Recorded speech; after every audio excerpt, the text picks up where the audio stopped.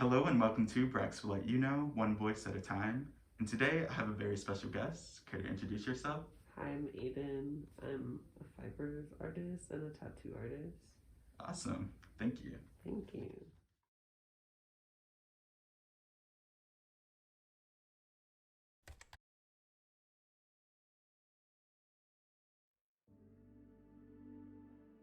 As usual, we always start off with a quote, and today's quote is growth is the only evidence of life. So today Aiden is going to be talking a little bit about growth and sort of the concept of that.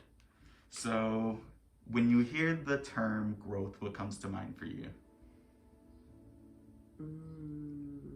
When I hear growth, I think of life and death, and I think of transition. I think of like the earth a lot, seeds and cycles, and yeah, I think those are the things I think about when I hear growth. Yeah, no, that's perfect. Yeah.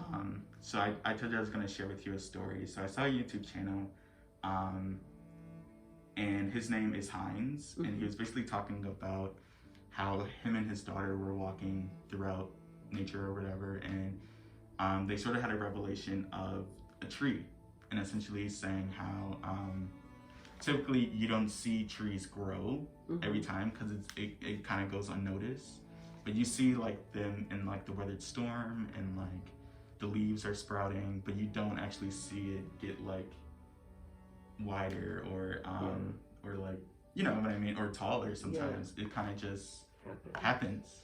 And so I'm glad you mentioned like seeds and stuff like that, because growth is obviously inevitable, but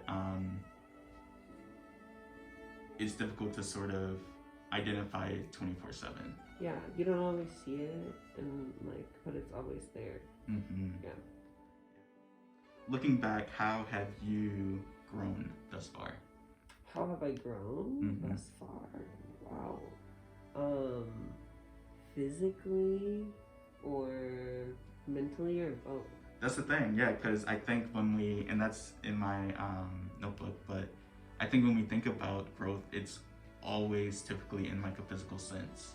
Like you've grown out your hair or you've gotten taller, and very seldomly do we talk about the emotional or the mental or the spiritual growth.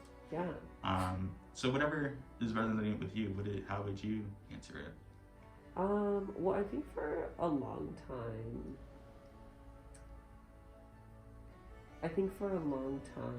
I was very separated from my body and my head. Like I was just always in my head because I was just like, it's detached from my body, get things done mentally, and that was like a lot of my processing. But I think now in this present moment and within the past 5 years or so, I feel like I've grown closer to my body and myself, which has given me a sense of self.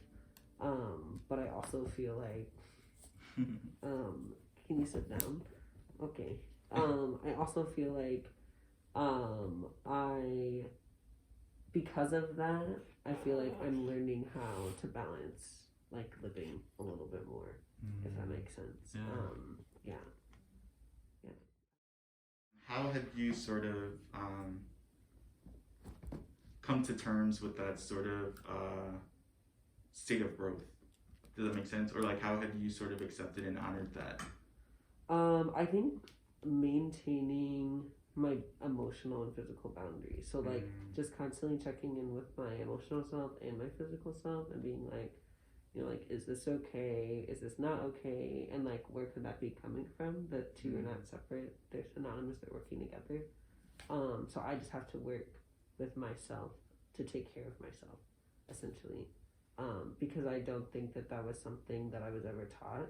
I was taught to take care of myself on the surface, but not to take care of my physical and emotional self simultaneously. It's like you could do one, put the other one on the back burner. But I have to like find that balance. So then I can be healthy for the people around me. Because like if I'm not working on those things, like I'm not able to show up for other people in my community, and yeah, like I have to show up for myself before I show up for anybody else. Yeah. So, And the image sort of popped in my head of even trees and how they have to develop roots in order to sprout and show themselves to, or like express themselves in the outside world. Yeah. So it's sort of really establishing and developing that strong foundation. Yeah. Which I don't think we're really taught that much in. That is so true.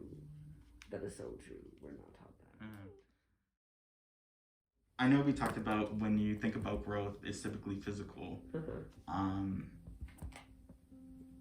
But do you think that there is sort of a physical term for that type of like emotional or spiritual growth or mental growth?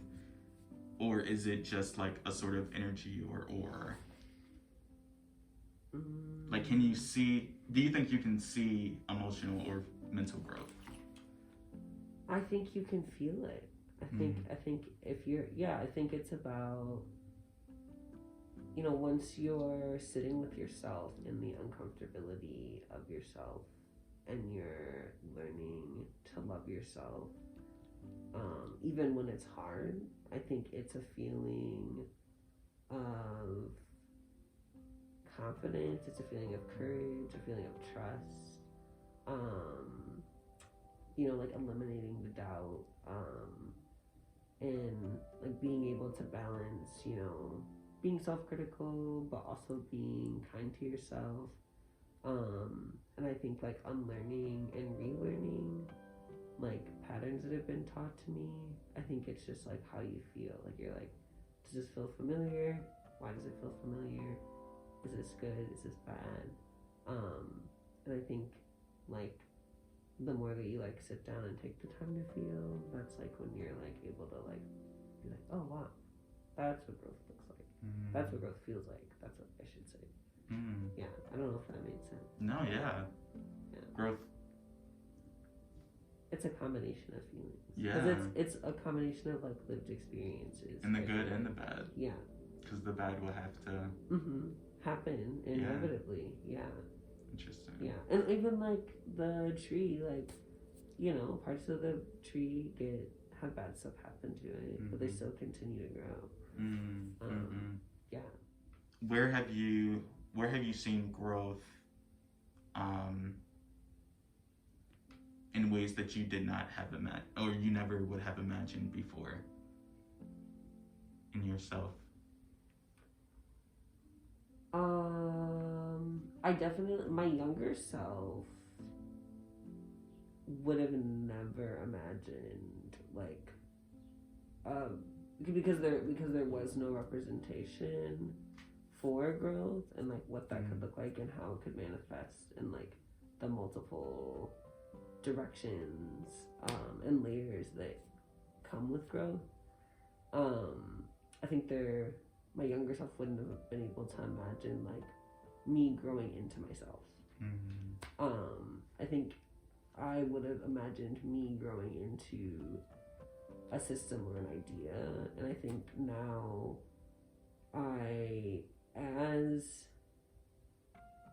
as a paper maker, as a tattooer, all these like labels, at the end of the day, like I wouldn't have imagined that I didn't need the labels, if that makes sense. Like I thought other things were to define me, but it's like I can define the reality. So I think that, and then also physically, like taking testosterone, like I think that's something that I would have never been able to imagine like happening, and I think that's also a contributing factor to me feeling more in my body, like and feeling more present and like working on being present, so that I can be present, outwardly as well. So yeah. What does growing into yourself look like? Is that a feeling as well, or does that growing into myself, I think growing into myself probably for me is coming to realizations, and like constantly reflecting and constantly like analyzing the past, because the future doesn't really actually exist, and it never will.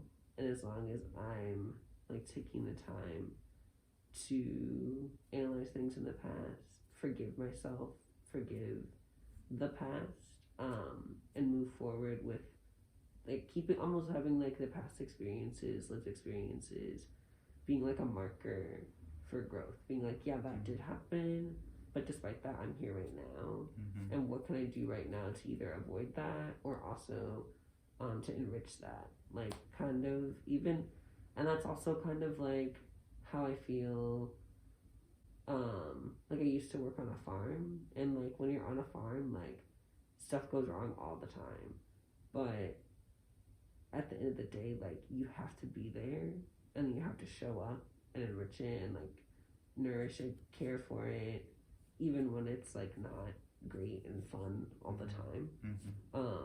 But if you like take the time to be present and analyze like what's been happening, you know, if you're keeping sheep or something, like, oh, these sheep keep getting out, like I should probably figure out a way to like pay attention more so then I don't let my sheep out.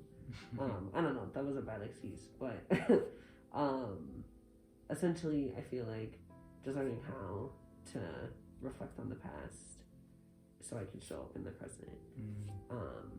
And then the future will be dictated by whatever I take the time to kind of like reflect on, in the past and the present, because that's what makes the future. I saw someone's story one time, and he sort of asked the question, when you look in the mirror, what is it that you see? Or what is it that you feel? Like, what feelings arise or what emotions stir up? And I had to do some reflecting myself, and I think mainly because we really don't look at each other that much, or we don't look at ourselves that much. Yeah. We spend most of our life looking at others. So when I thought about it, I was like, I see nostalgia, I see growth, and I see. So it's sort of like an out of body experience. Like I've witnessed this vessel grow, or I witnessed it, but you really don't feel it. You know what I mean? Yeah. Or like I think because some people, even like with aging, because you're so close to it. Yeah. Even with aging, it's like some people are like, oh, I still feel like 30, and they're like 70, or they're like the spirit within them is still youthful. Yeah. But the aging process is sort of a exterior manifestation, I guess. I don't know. You know what I mean? Yeah. No, I know what you mean. I also feel like that's interesting to think about, because I feel like that also connects to, you know, having conversations with your inner child and thinking about, you know, what do I need right now, and what do others around me need, because I feel like that was like our concern as children, was like balancing both. And then I think as we get older, there's all these things that weigh us down, that like may make people feel older, may make people more tired, that consume people in insidious ways, I feel like. And so with that, I think it's all just like how you look at it. That's like what we were talking about before. Like, if we're taking that time to like really be there, in the ways that we're able to, then I think we're able to grow.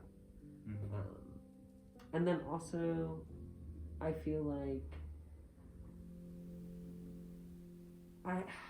I feel like it's kind of this thing too, where like when I look in the mirror, I'm almost like trying to be able to see how I got here, you know, like connecting all the red strings to a situation. And I feel like right now, this is the first time that I feel like I look like my younger self, you know, like me as a baby or something. And I feel like that's honestly, truly where I'm trying to get to is like a place where I'm like making sure my inner child gets what it needs. And then I'll be able to grow up. I don't know if that makes sense. No, yeah, that definitely makes sense. And like being a child, so much is taken away from you. Identity and expression. Yeah. And it's sort of just conditioning from then on, and until you get to adult age. And some people don't even make it there. Yeah, some people still stay since. Yeah. So, yeah, like, and it's hard. Yeah. It's really hard. Yeah, because there's all these preset conditions, I feel like. Yeah. Awesome. Well, thank you. Thank you. At the end of my interviews, I always ask, is there any advice or wisdom you wish to share? Oh, advice and wisdom. You know what's funny? My senior quote, and Tia brought this up to me one time. Tia's my best friend. Was make decisions in the present that are gonna make you happy in the present and in the future. And yeah, I think that's my only advice. I don't have any other. I'm not wise yet. I think I'm still learning. Like I'm constantly always like, I have so much more to learn. I want to learn more. Yeah. Awesome. Thanks. Thank you. Thank you. I'm so happy about this. Awesome. Is there anything else you would like to share? Anything else I would like to share? Or topics we didn't discuss? I don't know. Do you have anything else you want to ask me? I'm sort of a blank slate. Do you have? Can I ask you questions? Sure. I can. Sure. Okay. Yeah. How do you feel about like growth? Like how do you feel? How do you define that? How did you come to terms with the fact that you grew? You know. That's interesting. That's awesome. Okay. How did you discover that? I guess is the better word. That's interesting. I had the same conversation. Okay. I think